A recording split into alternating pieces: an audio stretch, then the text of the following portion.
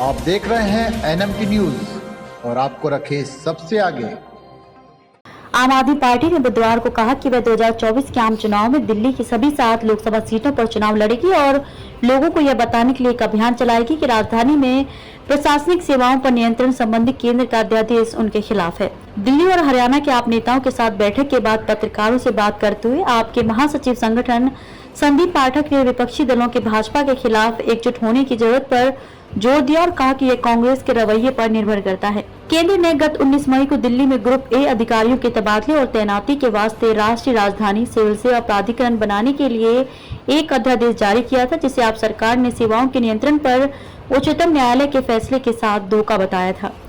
यह अध्यादेश उच्चतम न्यायालय द्वारा दिल्ली में निर्वाचित सरकार को पुलिस, सार्वजनिक व्यवस्था और भूमि से संबंधित मामलों को छोड़कर अन्य मामलों का नियंत्रण सौंपने के बाद लाया गया था।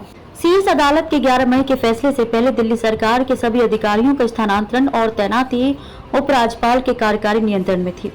आप इस मुद्दे पर कई गैर भाजपा दलों का समर्थन हासिल करने में कामयाब रही है। वहीं कांग्रेस ने अभी तक अध्यादेश की निंदा नहीं की है। पाठक ने कहा कि आप 2024 के आम चुनाव में दिल्ली की भी सभी 7 लोकसभा सीटों पर चुनाव लड़ने की तैयारी कर रही हैं। उन्होंने कहा कि पार्टी का अभियान लोगों को यह बताने पर केंद्रित होगा कि दिल्ली में प्रशासनिक सेवाओं पर नियंत्रण संबंधी केंद्र का काला अध्यादेश उनके खिलाफ है। उन्होंने कहा कि हम लोगों को बताएंगे कि काला अध्यादेश केजरीवाल विरोधी नहीं बल्कि जन विरोधी है। अन्य मुद्दे है कि भाजपा विपक्षी दलों को खत्म करना चाहती है और मोदी सरकार ने अपने 9 साल के कार्यकाल के दौरान क्या काम किया है। यदि कोई मोदी सरकार द्वारा किए गए 4 कार्य के बारे में बात कर सके तो मैं उन्हें बधाई दूंगा।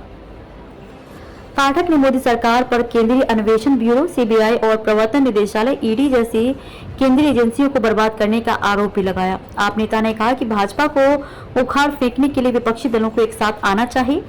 उन्होंने कहा कि हालांकि यह कांग्रेस पर निर्भर करता है। पाठक ने कहा कि यदि कांग्रेस खुले दिल वाली है और सभी को साथ लेकर चलने को तैयार है तो कुछ भी संभव है, लेकिन अगर वह अहंकारी है तो चीजें मुश्किल होंगी। दिल्ली के मुख्यमंत्री एवं आपके राष्ट्रीय संयोजक अरविंद केजरीवाल 23 जून को पटना में विपक्षी नेताओं की एक बैठक में शामिल हुए थे।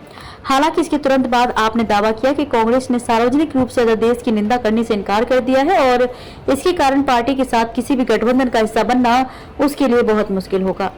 कांग्रेस अध्यक्ष मल्लिकार्जुन खड़गे ने कहा कि केंद्र के अध्यादेश का विरोध करना है या नहीं, इस पर फैसला संसद सत्र से पहले लिया जाएगा।